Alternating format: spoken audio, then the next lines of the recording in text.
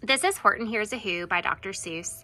This is such a wonderful classic Dr. Seuss book. Horton is just the sweetest character. He is the nicest elephant that you have ever seen. He will do anything for anybody.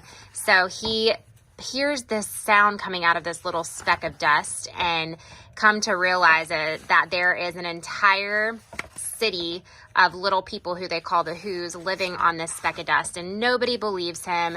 Nobody can hear him. All of his friends that he thought were his friends are just making fun of him until, of course, at the end, everybody starts to realize that there actually are people living on this speck of dust. So Horton, believes in them. He gets them to scream as loud as they possibly can until everybody can hear them.